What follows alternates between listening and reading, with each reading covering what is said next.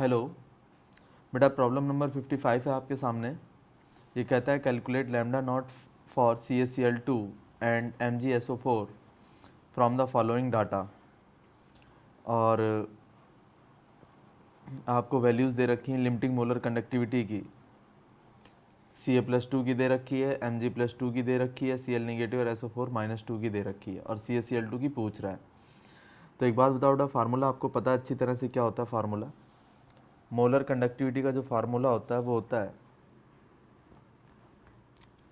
Lambda m naught is equal to limiting molar conductivity of क्या, CaCl2 and MgSO4 दे रखा है ना। तो CaCl2 के लिए भी पूछ रहा है, MgSO4 दोनों के लिए ही पूछ रहा है। तो सबसे पहले मैं निकाल लेता हूँ CaCl2 के लिए। तो ये जो वैल्यू आ रही है CaCl2 के लिए आ रही है। तो आपको आयनिक रिएक्शन बता देता हूँ क्या होगी। जब CaCl2 आपका ब्रेक होगा तो ये बनाएगा Ca+2 बनाएगा और प्लस 2Cl निगेटिव बनाएगा। क्लियर होगी बात? तो ये आ जाएगा आपका lambda naught Ca+2 plus 2 times lambda naught Cl negative. Clear होगी बात? इतनी बात में कोई दिक्कत नहीं है। अब आप ज़रा दिमाग लगाओ, लैम्डा नॉट Ca+2 कितना दे रखा है? 119 दे रखा है, plus lambda naught Cl negative कितना दे रखा है? 76.3। तो एक के लिए दे रखा है बेटा 76.3, तो ऐसे हैं कितने? 2 हैं। देख रहे हो ना आप, ये 76.3, तो ये 2 हैं। तो आप इसको बस सॉल्व करके लिख देना, आपका आंसर आ जाएगा। क्वेश्चन सेकंड पार्ट देखो, MgSO4 का निकालना है। तो पहले इसकी केमिकल रिएक्शन बता देता हूँ। ये आएगी बेटा MgSO4, तो ये बन जाएगा आपका जा करके Mg+2 और प्लस SO4-2 डेवलप हो जाएगा। ये इसकी आयनिक रिएक्शन आएगी। तो हमें क्या निकालना है? हमें निकालना है lambda naught molar conductivity of MgSO4। MgSO4 क्या आएगी बेटा? ये लिमिटिंग मोलर कंडक्टिविटी आ जाएगी किसकी? Mg+2 की, और प्लस लिमिटिंग मोलर कंडक्टिविटी आ जाएगी किसकी? SO4-2 की। दोनों की वैल्यूज़ मुझे पता है। Mg+2 की कितनी दे रखी है? 106 दे रखी है, और SO4-2 की 160 दे रखी है। दोनों को ऐड करके लिख लो, आपका फाइनल आंसर आ जाएगा। Got the idea? इस तरह से प्रॉब्लम आपकी सॉल्व हो जाएगी। ये क्वेश्चन देखो बेटा, कहता है calculate the molar conductance eight infinite dilution for acetic acid given that lambda infinite dilution पर मोलर कंडक्टिविटी दे रहा है HCl की, और NaCl की दे रहा है, और सोडियम एसीटेट की दे रहा है। और पूछ किसकी रहा है? एसिटिक एसिड की पूछ रहा है। डिमांड किसकी कर रहा है? एसिटिक एसिड की दे रहा है आपकी HCl की, NaCl की और सोडियम एसीटेट की। तो जो दे रहा है बेटा पहले उसको लिख लेते हैं। देखो, molar conductivity eight infinite dilution आपका हो जाएगा जाकर के HCl का केस बता रहा हूँ आपको, ये HCl का ये हो जाएगा limiting molar conductivity H positive plus limiting molar conductivity of क्या? Cl negative. क्योंकि इसकी आयनिक रिएक्शन क्या आनी है HCl की? ये आएगी आपकी जाकर के H पॉजिटिव और प्लस Cl निगेटिव। तो आप इसकी वैल्यूज़ पुट कर दो। H पॉजिटिव के लिए कितना आ जाएगा आपका? ये ऐसे रहने दो आपका, ठीक है, क्योंकि H पॉजिटिव Cl निगेटिव दिया नहीं हुआ है। लेकिन हाँ, ये वैल्यू दे रखी है, ये दे रखी है आपकी 425। कितनी दे रखी? 425। ये हो गया आपका limiting molar conductivity H positive की, और लिमिटिंग मोलर कंडक्टिविटी किसकी? Cl निगेटिव की। ये हो गई बेटा आपकी जाकर के इक्वेशन नंबर 1। अब अगला देखो, इनफाइनाइट डाइल्यूशन पर मोलर कंडक्टिविटी दे रखी है बेटा किसकी? NaCl की दे रखी है। कितनी दे रखी है देखते हैं अभी। लिमिटिंग मोलर कंडक्टिविटी किसकी? Na पॉजिटिव की, प्लस लिमिटिंग मोलर कंडक्टिविटी किसकी? Cl निगेटिव की। और ये दे रखा है बेटा आपका NaCl, कितना दे रखा है? ये दे रखा है आपका Na पॉजिटिव और प्लस Cl निगेटिव दे रखा है। क्लियर होगी बात? इसकी वैल्यू कितनी दे रखी है? NaCl वाले की दे रखी है वैल्यू बेटा 188। कितनी दे रखी? 188। ये दे रखी है लिमिटिंग मोलर कंडक्टिविटी क्या? Na पॉजिटिव, और लिमिटिंग मोलर कंडक्टिविटी किसकी? Cl निगेटिव की। और ये आपकी इक्वेशन नंबर क्या डेवलप हो गई? 2 हो गई। क्लियर है? अब जो थर्ड है वो एसिटिक एसिड का केस दे रखा है। किसका केस दे रखा है? एसिटिक एसिड का। तो देखो बेटा क्या आएगा, limiting infinite molar conductivity of sodium acetate, sodium acetate दिया है CH3COONA। क्लियर है? ये कैसे आ जाएगा? ये आएगी आपकी limiting molar conductivity Na positive आएगी और प्लस लिमिटिंग मोलर कंडक्टिविटी क्या आएगी, एसीटेट आयन आएगी, CH3COO निगेटिव। ठीक है, और ये वैल्यू जो है आपकी सॉल्व होकर के कितनी आ रही है, ये दे रहा है 96। ये वैल्यू किसके इक्वल आ रही है, ये 96 के इक्वल आ रही है। तो 96 is equal to limiting molar conductivity क्या बेटा, Na positive plus limiting molar conductivity acetate ion CH3COO negative. ये आपकी इक्वेशन नंबर क्या डेवलप हो गई, 3 डेवलप हो गई। इसकी केमिकल रिएक्शन क्या रही होगी वो बता देता हूँ। ये जो आपका सोडियम का एसीटेट है CH3COONA, ये ब्रेक हुआ होगा, एक तो इसने सोडियम आयन डेवलप किया होगा और एक एसीटेट आयन इसने डेवलप किया होगा। इस तरह से ये चीज़ रही होगी। तो 3 इक्वेशन बन गई। अब हमसे किसकी पूछ रहा है वो देख लो। हमसे ये पूछ रहा है लिमिटिंग मोलर कंडक्टिविटी किसकी, एसिटिक एसिड की, मतलब CH3COOH की। इसका मतलब मुझे चाहिए लिमिटिंग मोलर कंडक्टिविटी किसकी, आपकी H पॉजिटिव और plus limiting molar conductivity acetate negative, ये मुझे चाहिए। इसका मतलब क्या हुआ मैं आपको बताता हूँ। देखो बेटा, हमारे पास 3 इक्वेशन है, मुझे लास्ट में सिर्फ 2 चीज़ें चाहिए, H पॉजिटिव और एसीटेट आयन वाला, मतलब ब्लैक वाला आंसर मुझे चाहिए, मतलब Na पॉजिटिव मुझे आंसर में नहीं चाहिए। क्लियर होगी बात। तो Na पॉजिटिव अगर नहीं चाहिए तो मैं क्या करूँ ऐसा। देखो बेटा, सबसे पहले तो मैं क्या करता हूँ, इक्वेशन 1 और इक्वेशन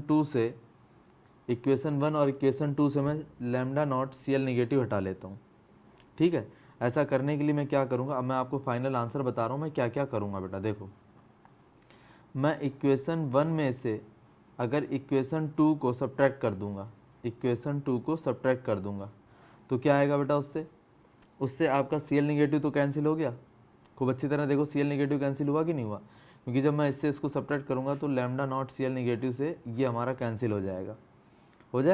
और 425 से 188 चला जाएगा, तो 15 से 8 गया कितना बचा, 7, और इसके बाद 11 में 8 गया कितना बचा, 3, और आपका 3 में से 1 सब्ट्रैक्ट हुआ 237 आएगा, यहाँ पर आएगा कि नहीं आएगा।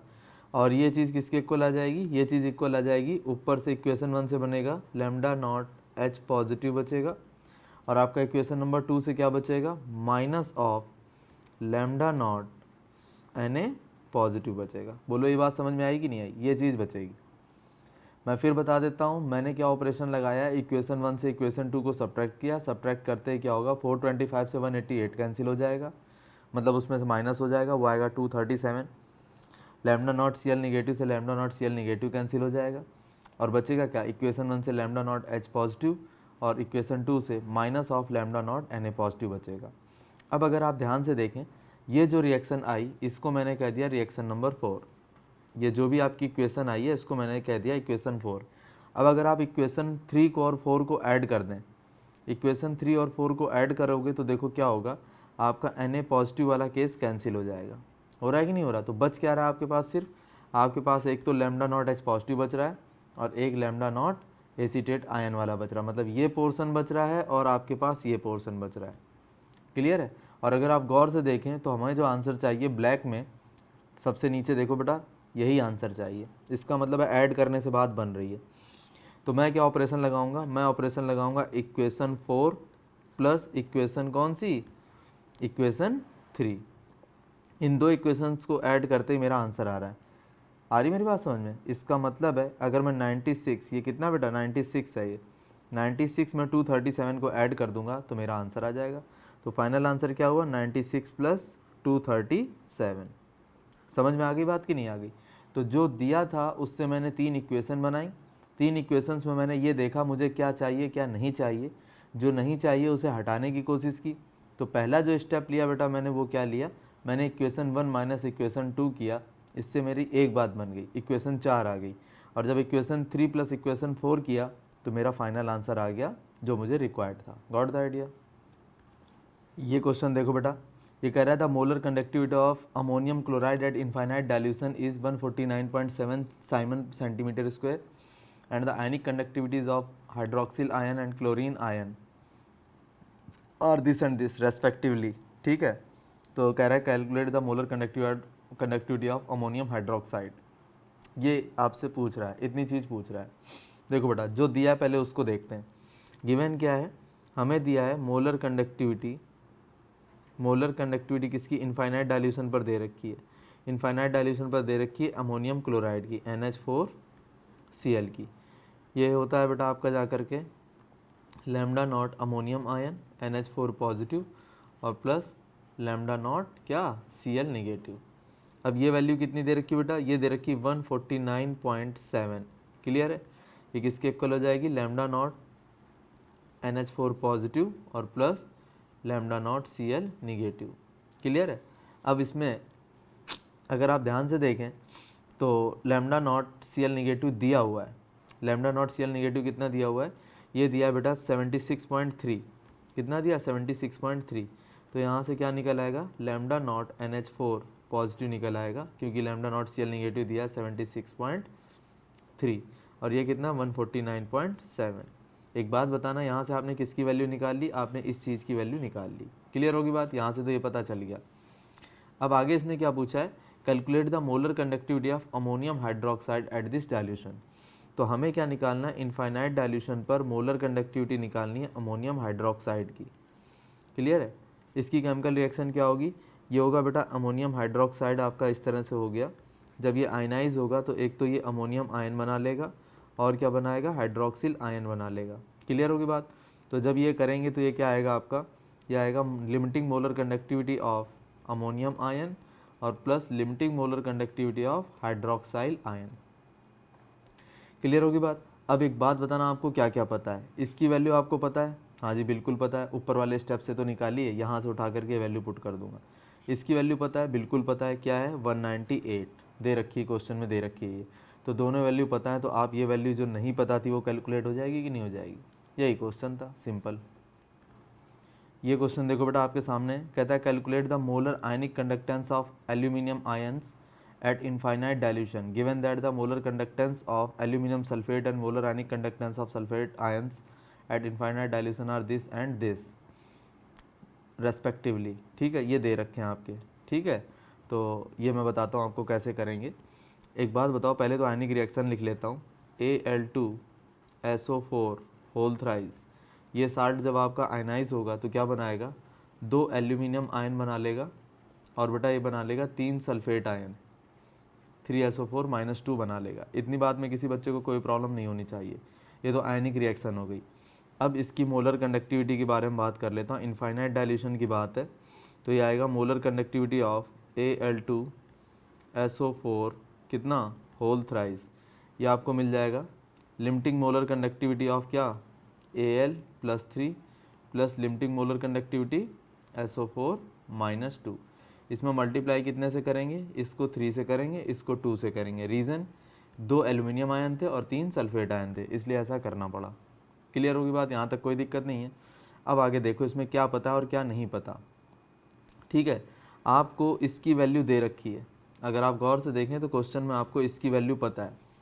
कितनी दे रखी है बेटा, ये दे रखी है आपको 858.5, 858.5 ये दे रखी थी, इक्वल टू, इसके बाद आपको दे रखी है सल्फेट आयन की भी दे रखी है।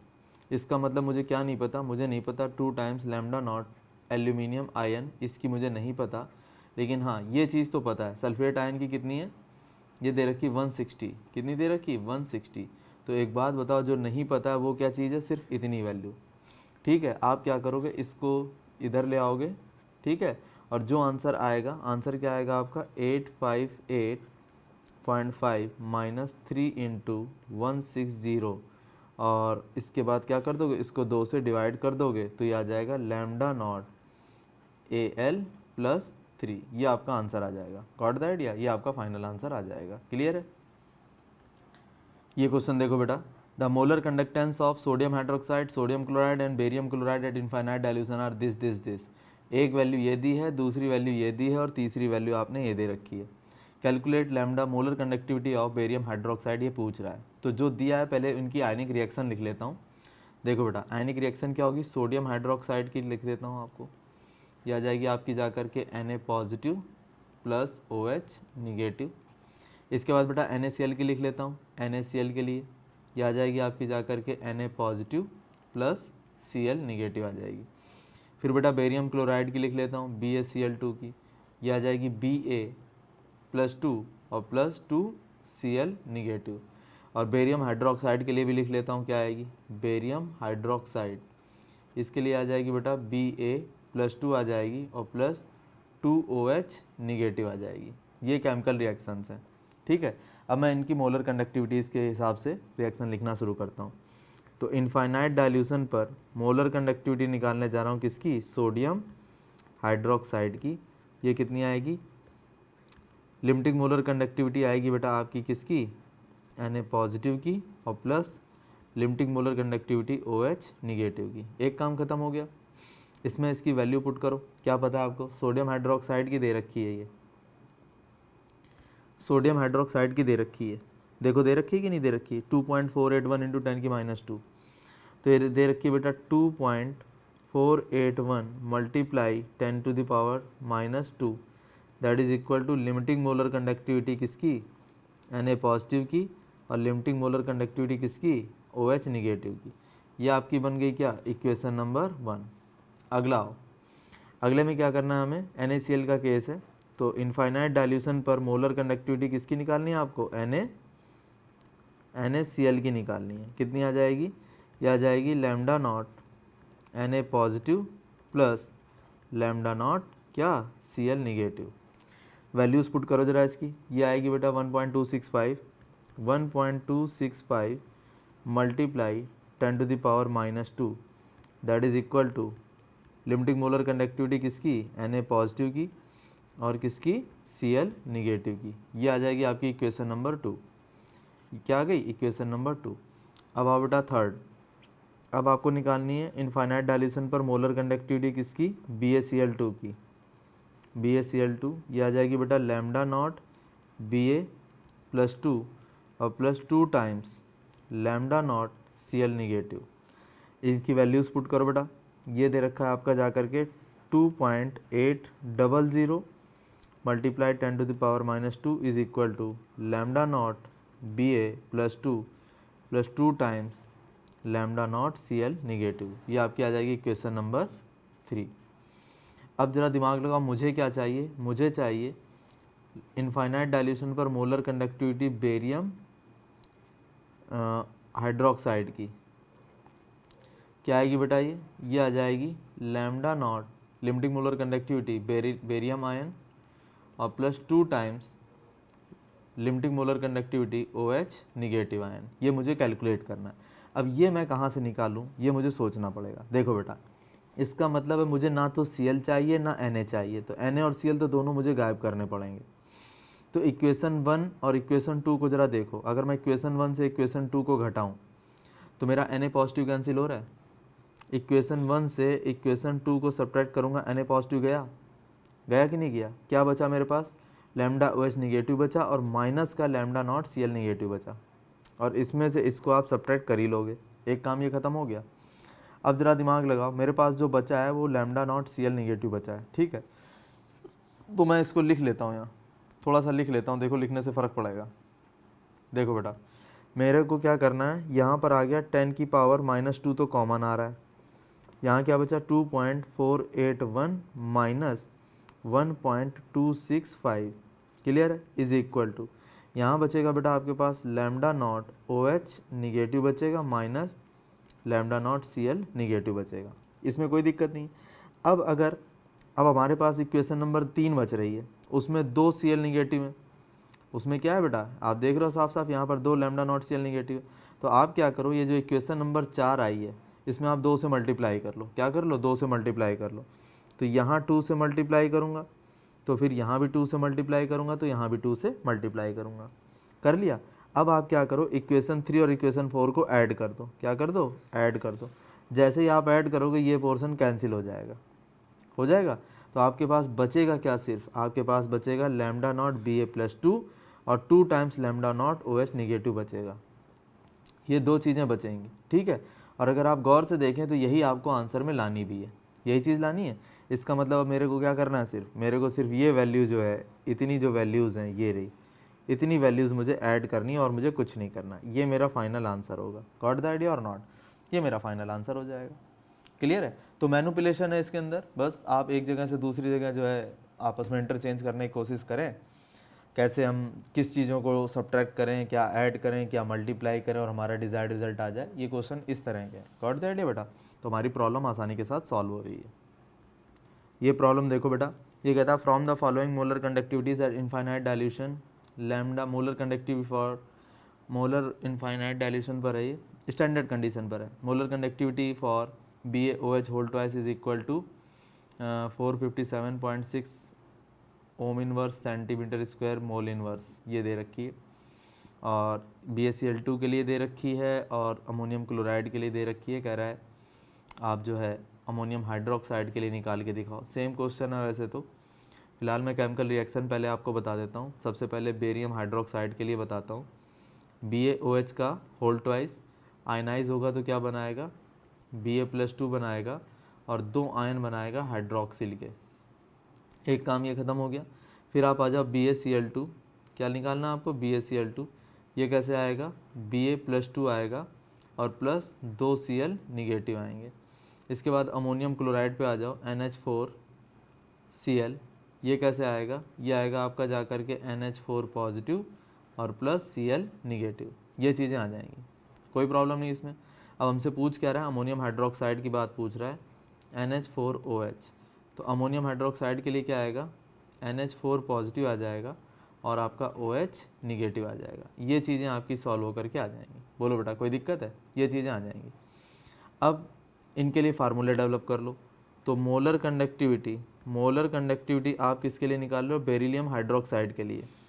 किसके लिए निकाल रहे हो, बेरिलियम हाइड्रोक्साइड। इसके लिए निकालोगे तो क्या आएगी, लिमिटिंग मोलर कंडक्टिविटी Ba+2 और ये 2 आयन देगा OH निगेटिव के, तो limiting molar conductivity of OH negative और 2 से मल्टीप्लाई कर ही लिया है मैंने। इसकी वैल्यू पुट कर दो बेटा, कितनी है, 457.6। ये बेटा 457.6 क्लियर हो गया। ये आ रही है आपकी किसके इक्वल, लैम्डा नॉट Ba+2 के लिए और 2 times lambda not OH negative के लिए। ये आपकी आ जाएगी इक्वेशन नंबर 1। अब आपको क्या करना है, अगली इक्वेशन लिखो बेरियम क्लोराइड के लिए। तो यहाँ लिखोगे बेटा lambda naught molar conductivity BaCl2, ये कितनी आएगी, लैम्डा नॉट Ba+2 आ जाएगी और plus 2 times lambda naught Cl negative आ जाएगी। इसकी वैल्यू कितनी बेटा, ये दे रखी बेटा वैल्यू आपको 240.6, that is equal to lambda naught Ba+2 plus 2 times lambda naught Cl negative. ये इक्वेशन आपकी आ जाएगी 2। क्या आ गई, ये इक्वेशन 2 आ गई।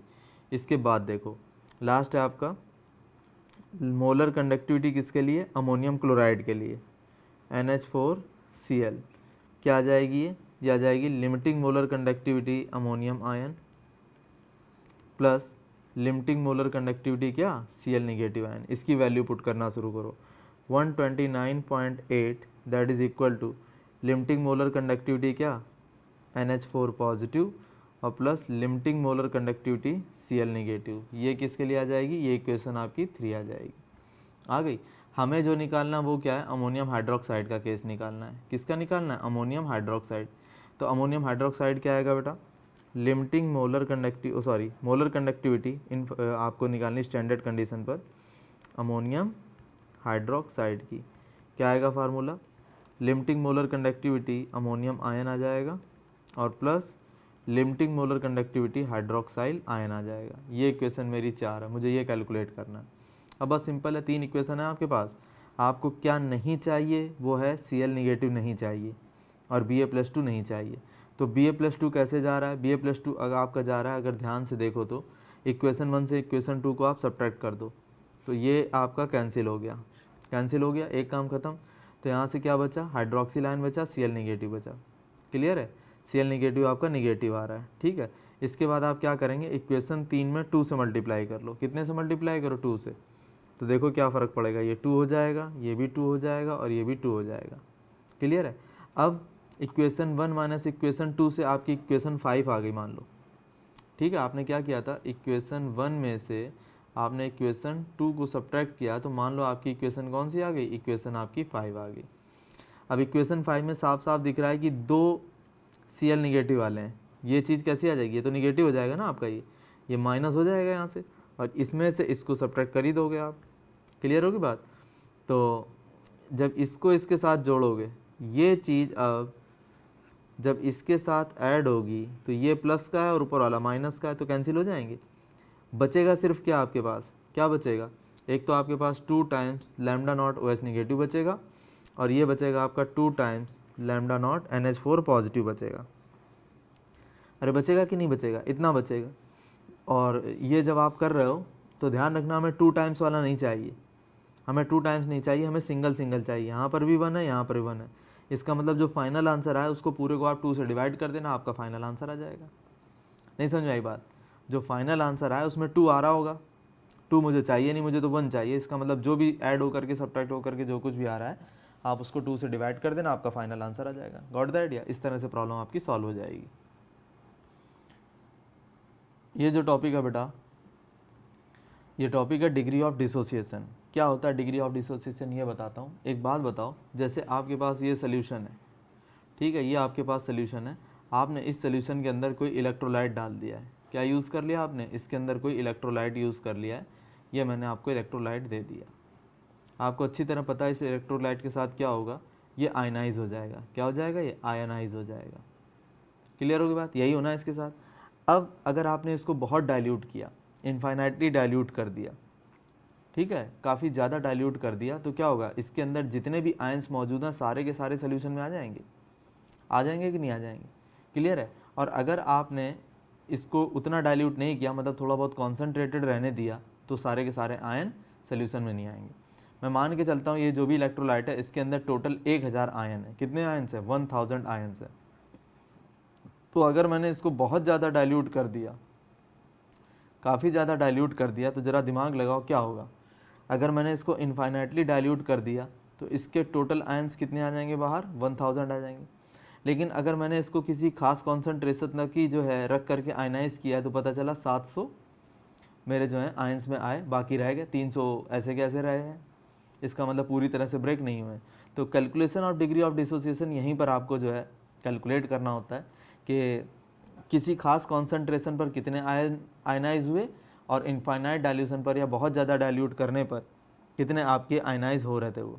ठीक है, तो वो मैं बता देता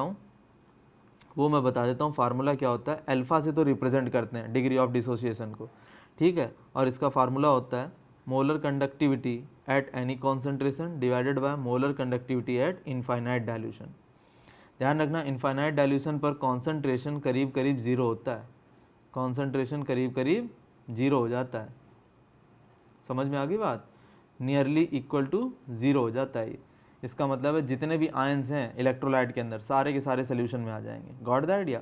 तो आपको ये फार्मूला याद रखना है, ठीक, कर लोगे कि नहीं कर लोगे। ये जो है वीक इलेक्ट्रोलाइट के लिए जो फार्मूला बड़ा फिट है, वीक इलेक्ट्रोलाइट के लिए काफ़ी बेहतर माना जाता है इसको।